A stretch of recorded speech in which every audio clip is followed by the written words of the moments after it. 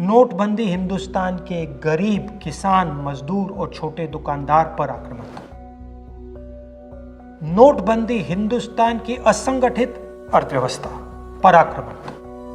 8 नवंबर 8 बजे 2016 प्रधानमंत्री जी ने नोटबंदी का निर्णय लिया।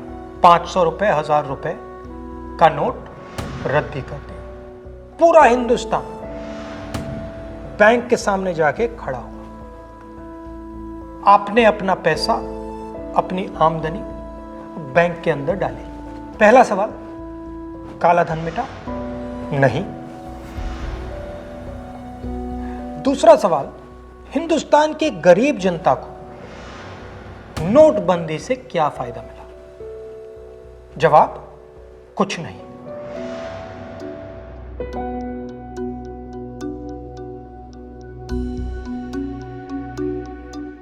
तो फायदा किसको मिला? फायदा हिंदुस्तान के सबसे बड़े अरबपतियों को मिला। कैसे? आपका जो पैसा था, आपके जेब में से, आपके घरों में से निकालकर उसका प्रयोग सरकार ने इन लोगों का कर्जा माफ करने के लिए किया।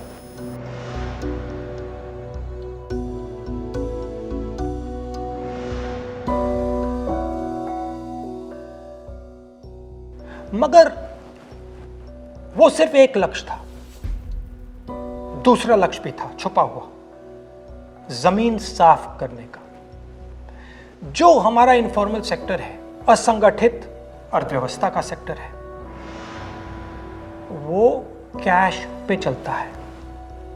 छोटा दुकानदार हो, किसान हो, मजदूर हो, वो कैश से काम करता है।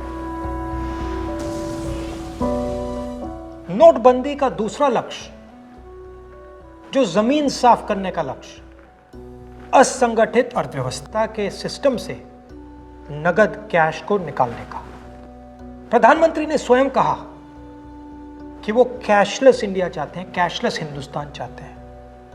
अगर कैशलेस हिंदुस्तान होगा तो असंगठित अर्थव्यवस्था तो खत्म हो जाएगी। नुकसान किसको हुआ? किसानों को, मजदूरों को, छोटे दुकानदारों को, स्मॉल एंड मीडियम बिजनेस वालों को, जो कैश का प्रयोग करते हैं, जो बिना कैश जी ही नहीं सकते। नोटबंदी हिंदुस्तान के गरीब, किसान, मजदूर और छोटे दुकानदार पर आक्रमण था। नोटबंदी हिंदुस्तान की असंगठित अर्थव्यवस्था पर आक्रमण था। और हमें इस आक्रमण को पहचानना पड़ेगा और पूरे देश को मिलकर इसके खिलाफ लड़ना पड़ेगा।